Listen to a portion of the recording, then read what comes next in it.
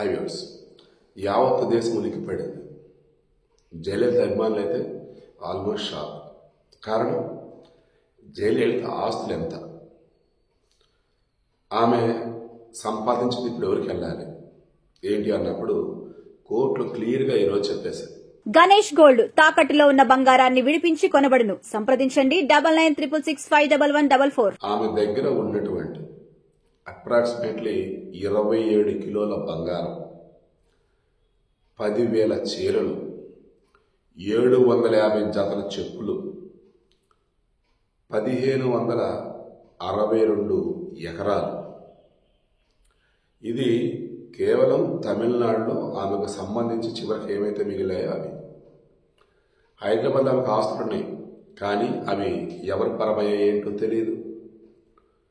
మొన్న మధ్య ఎన్నికలకు ముందనుకుంటా తెలంగాణలో జయలలిత ఆస్తులే ఈ మల్లారెడ్డి కొట్టేశాడు అని చెప్పేసి అదొకటి. ఆ తర్వాత చూసుకుంటూ ఉంటే మల్లారెడ్డికి వేరే రూపాయల డబ్బులు వచ్చాయి ఇంకొకటి. ఇలా రకరకాల వార్తలు, నిజం ఎంత అబద్ధం ఎంత మనకు తెలియదు. కానీ జయలలితకి సంబంధించిన ఆస్తుల విషయంలో మాత్రం కాంట్రవర్సీ ఉంది. ఆమెకు సంబంధించిన ఆస్తులు హైదరాబాద్లో ఉన్నాయి, అవి ఎవరు పరమయ్యాయి ఏంటి తెలియదు. ఎందుకంటే అకస్మాత్తుగా ఆమె చనిపోయింది కాబట్టి. ఇప్పుడు మనం మాట్లాడుకోవాల్సింది ఏంటి, ఆమె ఆస్తులు ఎలా సంపాదించింది. జయలలిత ఒక మిడిల్ క్లాస్ ఫ్యామిలీ నుంచి సినీ రంగానికి వచ్చారు. వెల్ ఎడ్యుకేటెడ్, అన్నింటి మంచి అవగాహన. తెలుగు, తమిళ, కన్నడ, మలయాళం, అయితే హిందీలో కూడా నటించినట్టున్నారు. ఎంత సంపాదించుంటారు చెప్పండి? 100 కోట్లు. సరే, ఎంజి రామచంద్రన్ లవర్గా, దెన్ అన్నాడీఎంకే పార్టీకి సంబంధించి కీలకమైన వ్యక్తిగా అప్పుడు కూడా ఎంత సంపాదించుంటారు? ఇంకో 100 కోట్లు, 200 కోట్లు. అధికారంలోకి వచ్చారు, ముఖ్యమంత్రి అయ్యారు. ముఖ్యమంత్రి శాలరీ ఎంత? ఇప్పుడున్నటువంటి ప్రకారం చూసినా హైయెస్ట్ నాకు తెలిసి అన్ని రాష్ట్రాల సీఎంలో ఒక్కొక్క రాష్ట్రంలో ఒక్కొక్కలాగా ఉంటుంది. మ్యాక్సిమం 5 లక్షలు తీసుకుందాం. 12 ఏళ్ళు 60, అంటే సంవత్సరానికి 60 లక్షలు జీతం. 5 సంవత్సరాలకి 5 ఆరు 30, 3 కోట్లు. సరే, ఆ 3 దఫాలు చేసింది అనుకుందాం, 4 దఫాలు అనుకుందాం.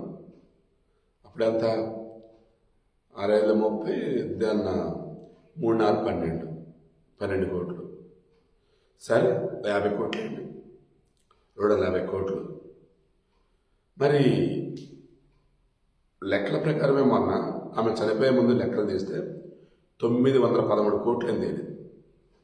ఏంటి వచ్చింది అసలు అంత డబ్బు?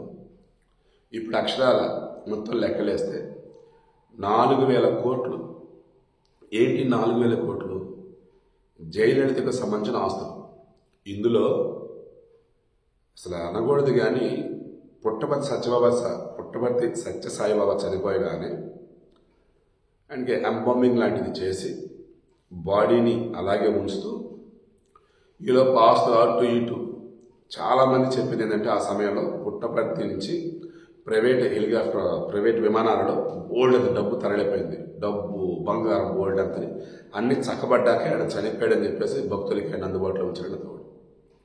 సో ఇలా చూసుకుంటూ ఉన్నప్పుడు మనకు అర్థం కావాల్సింది ఏంటిది, జయలలిత విషయంలో కూడా ఆమె చివరి రోజులలో ఆసుపత్రిలో ఉండగా ఎంబాంబింగ్ చేశారన్నట్టు ఒక వార్త, లేదు ఆమె ఎప్పుడో చనిపోయింది వీలో పెద్ద కవరప్ చేశారని ఒక వార్త. రకరకాలుగా ఈలోపు చక్కబెట్టాల్సినవన్నీ కూడా చక్కబెట్టారు, దోచుకోవాల్సినవి కూడా దోచుకున్నారు. సింపుల్గా చెప్పాలంటే ఇక్కడ జయలలితకి సంబంధించి శశికళ అసలు ఎన్ని 100 కోట్లు 1000 కోట్లు వెనకేసుకుందో ఆమెకే తెలియాలి. జయలలిత అధికారంలో ఉన్నప్పుడు బ్రతికొండంగా శశికళ ఆమె పేరు చెప్పి వెనకాల ఎన్ని వెనకేసుకుంది ఏంటో కూడా ఊహకదు. మన్నార్ గుడి అని చెప్పేసి ఆ బ్యాచ్ మొత్తం అంటారు. సో ఇలా చెప్పుకుంటూ పోతే జయలలిత బ్రతిక ఉన్నప్పుడే శశికళ కొన్ని, ఈవెన్ దత్తపుత్రుడు అని చెప్పేసి ఒక అతను ఉండే, ఓరి దేవుడా అసలు ఇంగ్లీష్ రాజరికంలో ఒక కొడుకు పెళ్లి చేస్తే అలా ఉండేది, ఆ రకం చేసింది. సో అప్పుడు జనాలు ఆలోచించారు, ఏంటి ఇంత డబ్బు ఎక్కడ దీవికి అని. ఆ తర్వాత ఆమెకు సంబంధించినటువంటి అక్రమాస్తులు అన్నట్టు, అవినీతి అన్నట్టు, కోర్టు కేసులో ఉన్న మూమెంట్లో కూడా ఆమెకు వచ్చిన ఆస్తులు మొత్తం లెక్క తీస్తే ఎక్కడి నుంచి వచ్చేయండి అని చెప్పేసి మాట్లాడుకున్నారు. దెన్ ఇప్పుడు కోర్టు చెప్పింది ఏంటి, ఆమె ఇల్లు ఉందా, అది 100 కోట్లు ఆల్రెడీ గవర్నమెంట్ హ్యాండ్ ఓవర్ చేసుకుంది.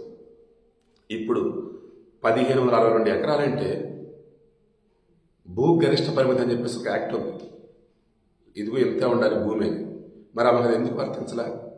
తర్వాత బంగారం అసలు ఏ రకం వచ్చిందంత? చీరలు 10,000 చీరల, చెప్పులు 750 జతల. అసలు ఎవరు ఊహకి అందటం లేదండి. ఒక సీఎంకి వచ్చే జీతం అంత ఏంటిదని. ఇప్పుడు అంత ఏమంటున్నారు తెలుసా? జగన్ కూడా రేపటి రోజు ఆయన ఆస్తుల లెక్కల మొత్తం తీస్తే, ఆయనకి 2 కూతుళ్ళు ఉన్నారు కరెక్టే, కానీ ఆయన ఆస్తులు మొత్తం చిట్టా విప్పితే అందులో అక్రమంగా వచ్చింది ఎంత, ఆయన స్వాధ్యతం ఎంత అన్నప్పుడు కనీసం కొన్ని వేల కోట్లు అది ప్రభుత్వ పరం కావటం ఖాయం, కోర్టులు అరగని తీర్పిస్తాయి అంటున్నారు. నేను వీడియో క్లోజ్ చేస్తున్నాను. బ్రతికిన నాళ్ళు రాణిలా బతికింది, కానీ చనిపోయేటప్పుడు 4 గోళ్ల మధ్య బతికిందో చనిపోయిందో తెలియదు. రకం చీకటి కోణం అన్నట్టు. ఆ తర్వాత కూడా ఖననం చేయాలా, దహనం చేయాలా, అదొక కాంట్రవర్సీ. స్టాలిన్ రాబట్టి సరిపోయింది, కానీ కరుణానిధి కనుక బతికుండి అతనైనా మరలా సీఎం అయి ఉంటే జయలలిత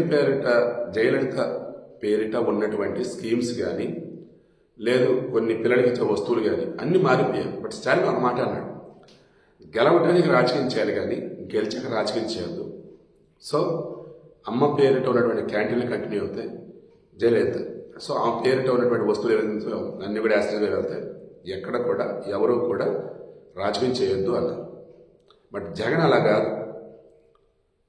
ఏం చేసాడో మన అందరూ తెలుసు. మరి ఇటువంటి జగన్ని రేపు రోజు కోర్టులు కానీ పాలకులు కానీ ఏం చేస్తారు ఏంటి వేచి చూద్దాం. బట్ ఐఎమ్ షూర్ ఎవరైతే అక్రమంగా సంపాదించి ఆస్తులు కూడబెట్టుకున్నారో వారందరికీ ఇది ఒక పెద్ద గుణపాఠం.